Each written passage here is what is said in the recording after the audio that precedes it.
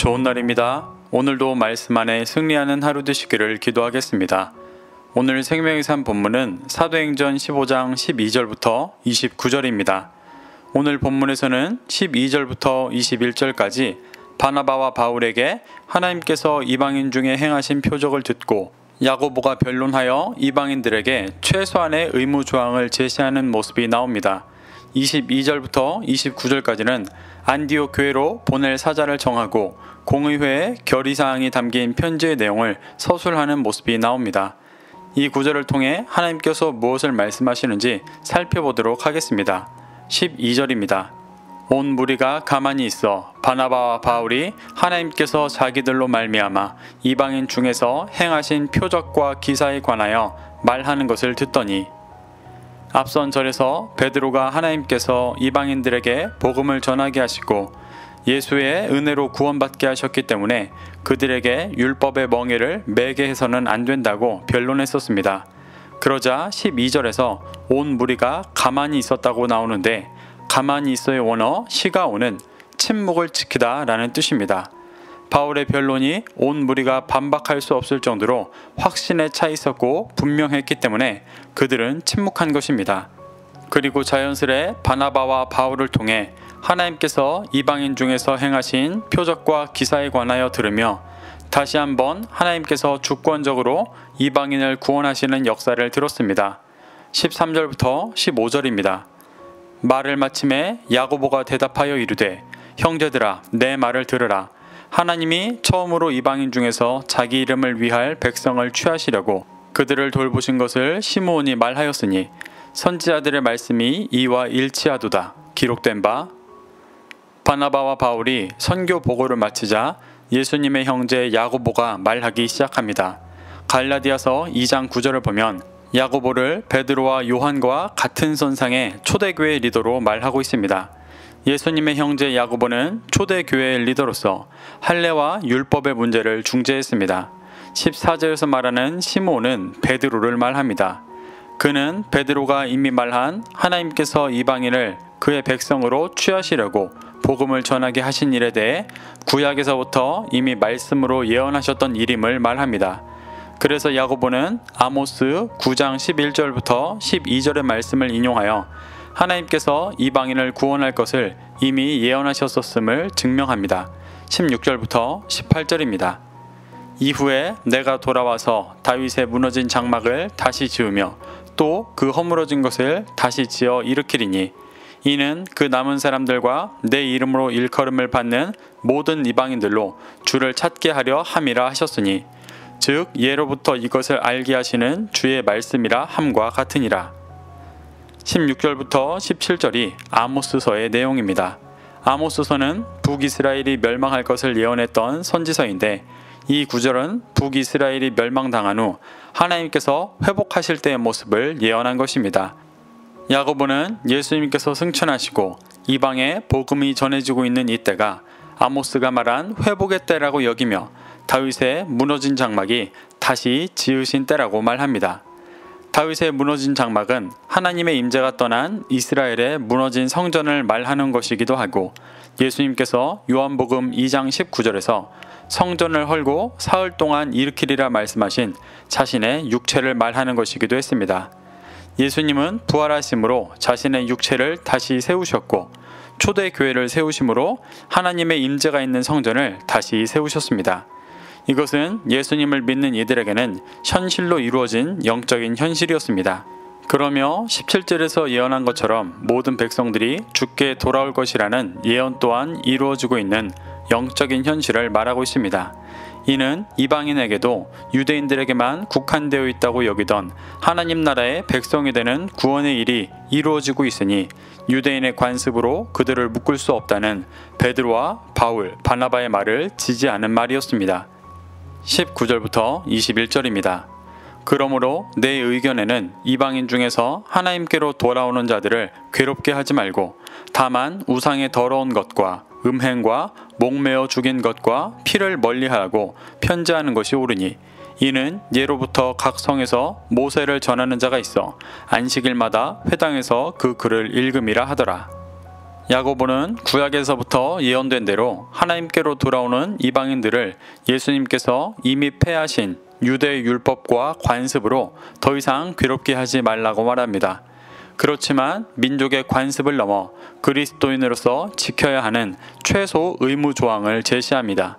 그것은 우상의 더러운 것과 음행과 목매어 죽인 것과 피를 멀리하라는 것이었습니다. 여기서 우상의 더러운 것은 단지 우상 등의 시각화된 우상만을 말하는 것이 아니라 하나님보다 높게 여기는 시각화된, 교리화된, 이념화된 것들을 말하는 것입니다.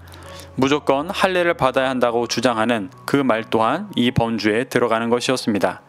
그리고 음행은 육체적인 성적 일탈뿐 아니라 영적으로 하나님보다 다른 것을 사랑하는 음행 또한 말하는 것입니다. 구약의 이스라엘 백성들이 이것에 끊임없이 넘어져 하나님보다 다른 것을 사랑하는 음행에 빠져 있었습니다.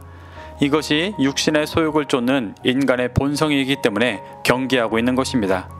또 목매어 죽은 것은 피를 멀리하라는 것과 한 의미로 구약에서 말하는 피를 먹지 말라는 말입니다. 짐승을 잡을 때 피를 빼서 죽이는 것이 아니라 목매어 죽여 피째 먹지 말고 피 자체를 멀리하라고 말하는 것입니다. 이는 레위기에 기록된 말씀으로 생명과 피가 일체이기 때문에 그 생명을 먹어서는 안 된다고 말하는 것입니다. 야고보가 이러한 최소 의무 조항을 말하는 이유는 가장 먼저 이 조항들의 본질적인 의미가 하나님께서 예로부터 말씀하신 것이고 그리스도인으로서 따라야 하는 중심이었기 때문이었습니다. 또한 이 말은 유대인들이 예로부터 모세의 율법을 안식일마다 읽고 나누며 굉장히 중요히 여기고 있는 것들이었기 때문에 그들의 구원을 위해 더 신경 써야 한다고 말하는 것이기도 했습니다. 22절부터 23절입니다. 이에 사도와 장로와 온 교회가 그 중에서 사람들을 택하여 바울과 바나바와 함께 안디옥으로 보내기를 결정하니 곧 형제 중에 인도자인 바사바라 하는 유다와 실라더라. 그 편에 편지를 붙여 이르되 사도와 장로된 형제들은 안디옥과 수리아와 길리기아에 있는 이방인 형제들에게 문안하노라. 오랜 의논과 베드로, 야고보의 의견을 들은 예루살렘 교회는 안디옥 교회에 소식을 전하려 합니다. 사도와 장로와 온 교회가 소식을 전한다는 것은 예루살렘 공의회에서 다 함께 결정한 내용을 전달한다는 말입니다. 그들은 유다와 실라를 뽑아 바울과 바나바와 함께 안디옥과 수리아와 길리기아 지방에 있는 이방인 형제들에게 보내 그들이 결의한 내용을 전달했습니다. 24절부터 25절입니다. 들은즉 우리 가운데서 어떤 사람들이 우리의 지시도 없이 나가서 말로 너희를 괴롭게 하고 마음을 혼란하게 한다 하기로 사람을 택하여 우리 주 예수 그리스도의 이름을 위하여 생명을 아끼지 아니하는 자인 우리가 사랑하는 바나바와 바울과 함께 너희에게 보내기를 만장일치로 결정하였노라. 예루살렘 교회는 먼저 안디옥 교회에 가서 할례를 주장하던 무리들이 자신들의 지시 없이 마음대로 가서 괴롭게 하고 혼란하게 한다고 들었다고 말합니다. 괴롭게 하고 혼란하게 한다는 것은 마음을 어지럽게 하고 뒤집어지게 한다는 말로 이제 막 예수 그리스도의 복음을 듣고 주께로 돌아온 이들이 율법을 모두 지켜야 한다는 말을 듣고 다시 복음에서 떠날 수 있는 심각한 상황을 만들었음을 말하는 것입니다. 그들의 주장은 예루살렘 교회의 공식 주장이 아니었고 개인들의 일탈이었음을 분명히 말하며 자신들이 만장일치로 결정한 내용을 바나바와 바울 편에 보낸다고 소개합니다. 27절부터 29절입니다. 그리하여 유다와 실라를 보내니 그들도 이 일을 말로 전하리라. 성령과 우리는 이 요긴한 것들 외에는 아무 짐도 너희에게 지우지 아니하는 것이 옳은 줄 알았노니 우상의 제물과 피와 목매어 죽인 것과 음행을 멀리할지니라. 이에 스스로 삼가면 잘되리라. 평안함을 원하노라 하였더라. 누가는 예루살렘 교회가 유다와 실라 편으로 보낸 말을 먼저 간단하게 정리합니다.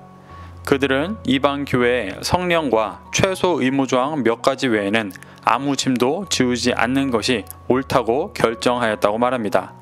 그리고 그들이 제시하는 최소 의무 조항을 간단하게 설명합니다.